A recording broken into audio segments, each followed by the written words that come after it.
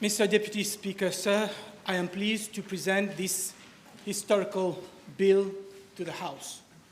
Historical because no government before has legislated for the provision of a special allowance for employees drawing a monthly salary, basic salary not exceeding 50,000 rupees. I say no government before. Even last year, in November, when there was a formal request from the opposition for the payment of a 14th-month bonus in December 2023 to all employees of the private and public sectors earning less than 50,000 rupees, the then government refused to do so. Mr. Speaker, Deputy Speaker, sir, the population has been suffering from the disastrous economic policy of the MSM government with its deliberate policy to depreciate our rupee. Between December 2014 and November 2024, our rupee has depreciated by around 46% relative to the US dollar. This has resulted in a steady increase in price of goods and services, eroding the purchasing power of our population. The increase in the price of essential commodities, foodstuff, medicine, has particularly affected the working class and the pensioners. As a caring government, we had to do the maximum that we could to alleviate the suffering of the population. But, Mr. Deputy Speaker, sir, before we can give, we need to ascertain how much we have. We have to act responsibly, because if we don't have the money, then we will have to borrow. And if we borrow, we must have the ability to repay, or else we would be burdening our children and grandchildren. This is why the first thing that the Honourable Prime Minister and Minister of Finance did was to assess the status of the economy. And last Tuesday, he made a statement to this House with regard to the state of the economy, and he tabled a copy of the document. We were all stunned, appalled, shocked, and angry. We knew that the figures published by the former government were unreliable, and we had said so in this House and outside. But we never expected the magnitude of the economic mess in which the MSM government has left us. L'ancien ministre des Finances parlait de boom économique, mais c'est plutôt une bombe économique qui nous l'a légué. I will just give you one example, Mr. Deputy Speaker, sir, and it relates directly to the workers of this country. Contribution sociale généralisée. Honourable members who were here would recall that the then Minister of Finance abolished contribution which used to be made to the National Pension Fund and instead compel workers and employers to contribute up to 9% of the salaries of workers to a fund called Contribution Sociale Généralisée. We were told at that time, and I remember very well, the Honourable Minister of Finance saying that this contribution to CSG was meant to pay the pension of workers when they retire. And he told the House and the population at large that what he was proposing was better than the National Pension Fund, which enabled people from the private sector at the age of 65 to benefit from an additional pension. Contribution sociale généralisée is nothing more than sweat, a tax on the sweat of labor, which is supposed to finance their retirement. However, when we look at the document, the state of the economy that was tabled last week, for the financial year 2024-2025, the state is expecting to collect 12.9 billion rupees through Contribution Sociale Généralisée. 12.9 billion rupees, that's a lot of money taken from the salary of workers of this country. And Mr. Deputy Speaker, sir, do you know out of these 12.9 billion rupees, how much the MSN government has earmarked to spend from that fund? Out of 12.9 billion rupees, they had earmarked spending of 21.8 billion rupees. Not only have they completely wiped out all the contributions sociales généralisées which were supposed to pay for the retirement, for the pension of workers, but now we also have to provide the finance for up to 9 billion rupees because of the reckless decision of the former Minister of Finance and the former MSM government. Under the former Prime Minister, Pravin Jagnnath. Irresponsable, irresponsable. Et comme l'a si bien dit le député Prime Minister, c'est un crime économique envers les Mauriciens, envers les enfants de notre pays. Our public sector debt has reached almost 560 billion rupees, representing 83.4% of GDP. 83.4% of GDP, when according to law, our public sector debt should not exceed 80% of GDP. And by comparison, Mr. Deputy Speaker, sir, when the MSM government took office in December 2014, our public sector debt at that time was only 237 billion rupees, representing slightly less than 60% of GDP. They have more than double our debt. The population needed the truth, and the Prime Minister took the bold decision of telling the whole population what is the reality of the economic situation in Mauritius. But now that the truth is out, Mr. Deputy Speaker, sir, what would international rating agencies do? Now that they know that the former government has been manipulating figures, overstating growth, understating debt, understating budget deficit, what would the international rating community do? And Moody's was quick to react. Yesterday, Moody's published a communiqué under the heading Government of Mauritius, Discrepancies in Economic Data Will Challenge Fiscal Consolidation Efforts. While congratulating our Prime Minister, Honorable Navin Ramgoolam, for government's commitment to transparency and fiscal reforms, Moody's expressed concern about the current state of the economy. And Moody's stated something which is of great concern to us. Moody's said, and I quote, "The audit's finding will slow the pace of fiscal consolidation, leaving Mauritius' debt burden and debt affordability matrix weaker than other B2A3 rated peers." In uncoded terms, Moody's is warning us.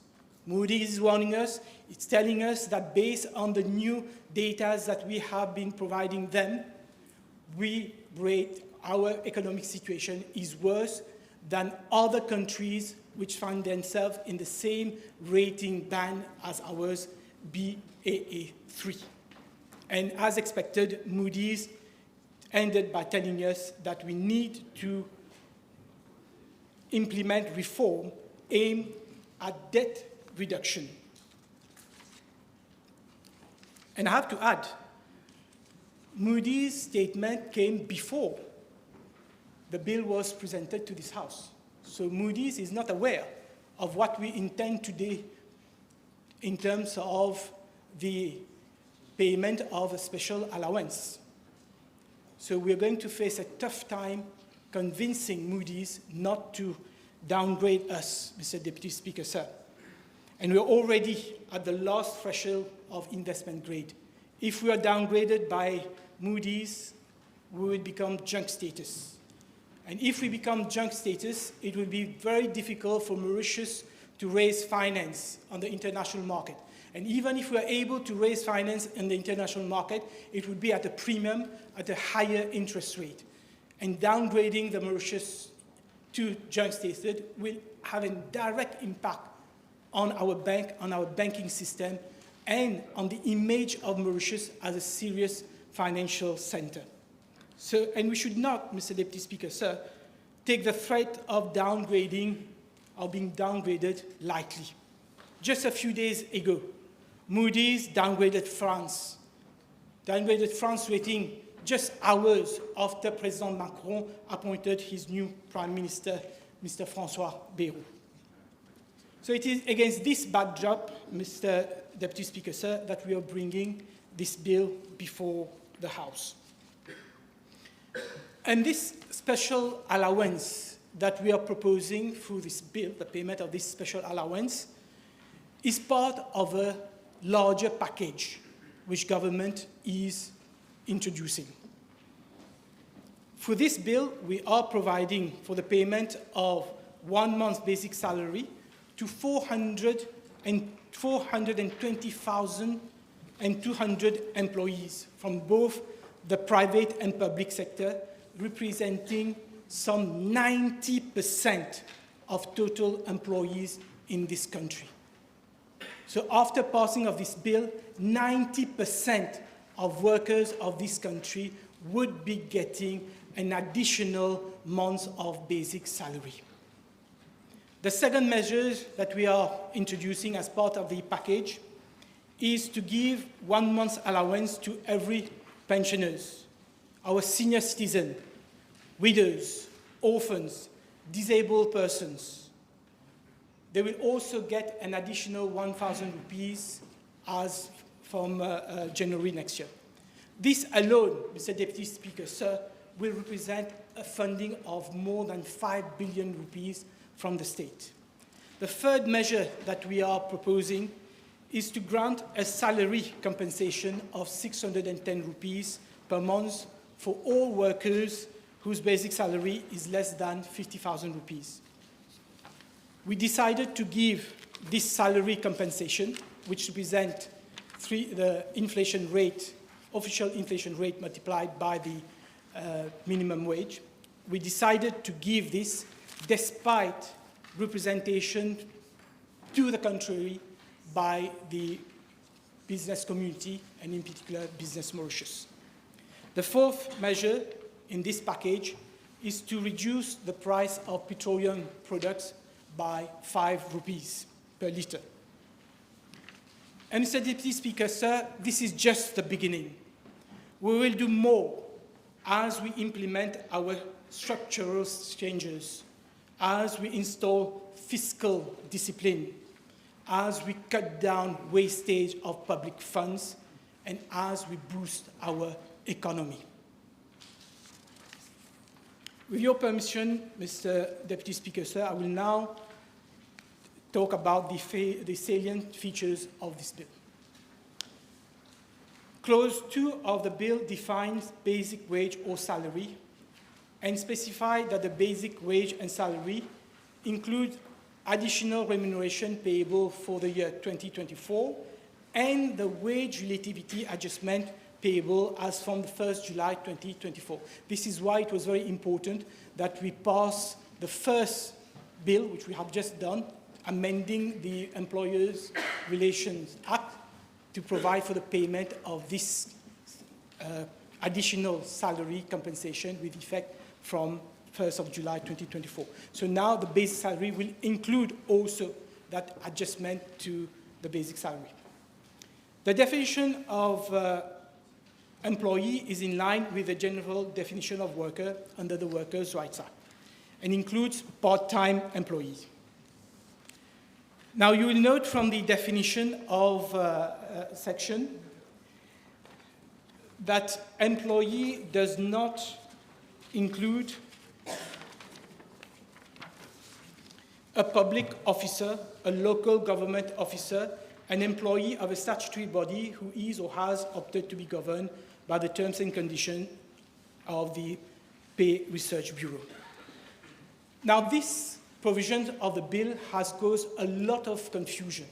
And I'm very disappointed, Mr. Deputy Speaker, sir, when I see trade unionists of great experience, having worked in the civil service, who has full knowledge of how things are done in the government sector, come and do a press conference and spread lies about this government not going to pay the special allowance to all the public officers of this country.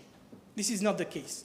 The government has taken a commitment and will abide by its commitment to pay a basic 1 month's salary to all public officers in government service, in municipal council, in parastatal bodies who earn less than 50,000 rupees, Mr. Deputy Speaker, sir.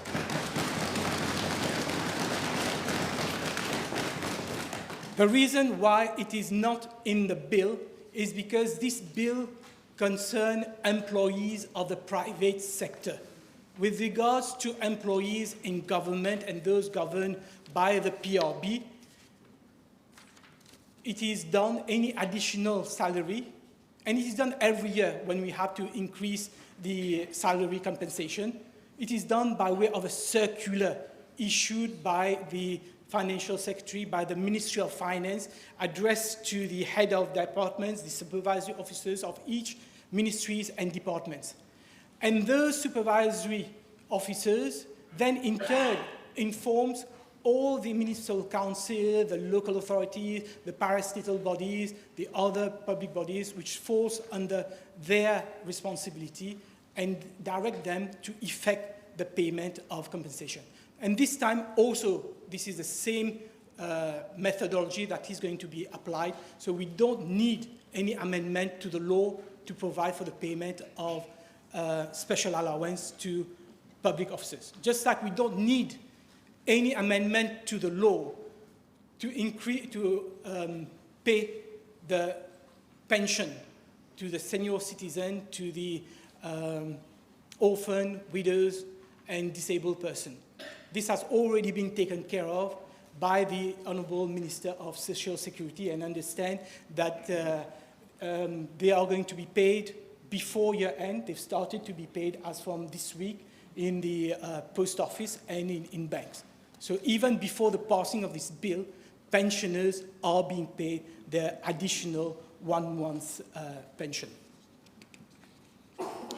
Clause 3 of the bill provides the eligibility criteria for employees to be entitled to the special allowance.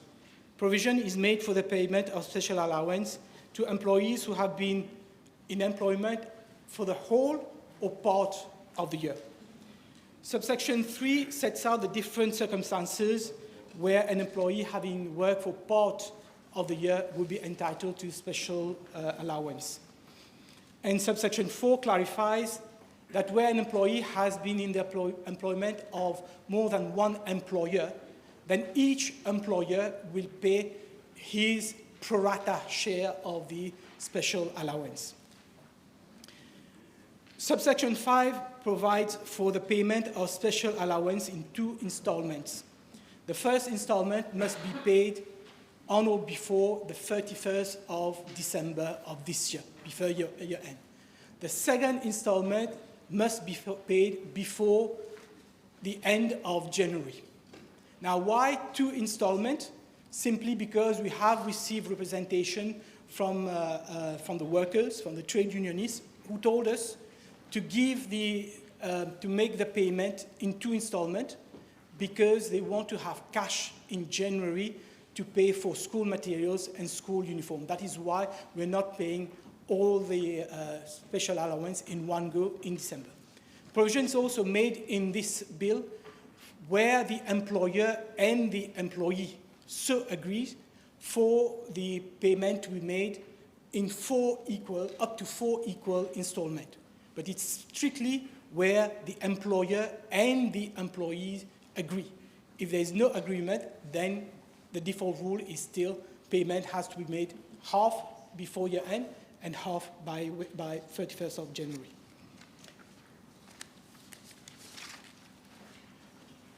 And subsection 6 clarifies that the special allowance that is being paid is on top of all bonuses that the employee may have been entitled, whether under collective agreement, whether under contract with his employer. You know, some people receive a bonus for attendance. This special allowance is on top of that, even where a private company is able to pay more than 13th month of salary. This special allowance will be payable on top of that bonus otherwise payable to the employee. Clause 4 of the bill empowers an authorized officer to enter any work premises, inspect books and records, and requests the employer to furnish such information as the authorized officer requires for the purpose of complying with the bill. Clause 6 of the bill make it an offense for any person to contravene the bill or obstruct an authorized officer in the exercise of his power, punishable by a fine not exceeding 5,000 rupees on conviction. And I need to point out 5,000 rupees is per employee. I will be moving, Mr. Deputy Speaker, sir, to amendment at committee stage to clause 8 of the bill, which will be circulated shortly because we've been working closely with the State Law Office and the Mauritius Revenue Authorities. Essentially, clause 8 of the bill deals with the criteria for certain enterprises, special and medium enterprises, and other enterprises that may be prescribed by regulation to get financial assistance from government. We do recognize, Mr. Deputy Speaker, sir, that it will not be easy for all enterprises, especially in the export processing sector and the small enterprises, to absorb the full amount of the special allowance, the payment of the 13 months basic salary that is proposed as special allowance. This is why we have come up with a mechanism whereby those eligible employers, they will have to pay the salary of the employees at half of it by year end, the other half in January, and then they can claim the money back from the Director General of the MRA if they satisfy the criteria set out in the bill. Mr. Deputy Speaker, sir, we wish that we could have done more, but our hands were tied because of the disastrous state of the economy which we have inherited. But I am making a solemn appeal to all enterprises in the private sector who have the means to pay the special allowance, to also pay that allowance to all workers of their enterprise, including those who earn a basic salary exceeding 50,000 rupees. With these words, Mr. Deputy Speaker, sir, I commend the bill to the House. Thank you.